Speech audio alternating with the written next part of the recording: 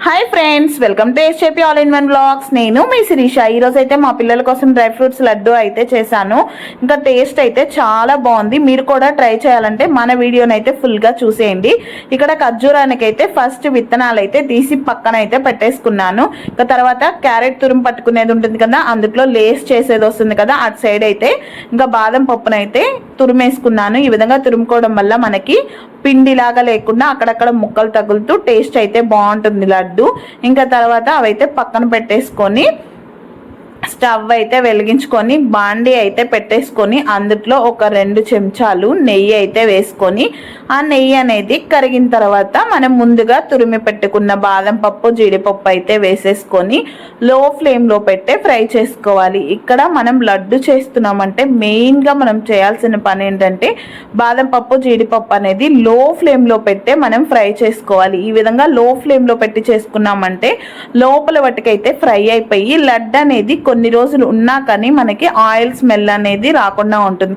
అదే మనం హై ఫ్లేమ్లో పెట్టి ఫ్రై చేసుకున్నామంటే పైకి అనేది మాడిపోయినట్టు ఉండేసి లోపలైతే అస్సలు కుక్ అవ్వదు.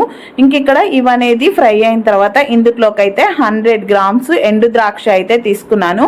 ఇక్కడ నేను టోటల్గా అయితే 1/2 కిలో బాదం పప్పు, 1/2 కిలో జీడిపప్పు, అలాగే ఒక 100 గ్రామ్స్ అయితే ఎండు ద్రాక్ష, 100 గ్రామ్స్ అయితే గుమ్మడి విత్తనాలు ఉంటాయి కదా, అవైతే తీసుకున్నాను. ఇక్కడ ఇవనేది కిస్మిస్ అనేది కొంచెం ఫ్రై అయిన తర్వాత గుమ్మడి విత్తనాలు కూడా వేసేసుకొని ఇవైతే మనం ఫ్రై చేసుకోవాలి. ఇక్కడ గుమ్మడి విత్తనాలు కూడా 100 గ్రామ్స్, అలాగే పొద్దుతిరుగుడు పువ్వు విత్తనాలు ఉంటాయి కదా, సన్ఫ్లవర్ సీడ్స్, అవి కూడా అయితే 100 గ్రామ్స్ తీసుకొని మొత్తం అయితే కలుపుకుంటూ ఫ్రై చేసుకోవాలి. ఇక్కడ మనం కలుపుకుంటూ లో ఫ్లేమ్లో పెట్టి చేసుకుంటేనే లడ్డు అనేది చాలా పర్ఫెక్ట్గా వచ్చేస్తుంది.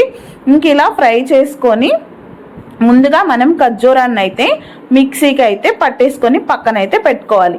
ఇక్కడ మనం పంప్కిన్ సీడ్స్ అనేది ఫ్రై అయిన తర్వాత అందులోకి సన్ఫ్లవర్ సీడ్స్ కూడా 100 గ్రామ్స్ తీసుకున్నా అని చెప్పాను కదా, అవి కూడా అయితే వేసేసుకోవాలి. ఇలా వేసేసుకొని మొత్తం అయితే బాగా ఫ్రై చేసుకోవాలి.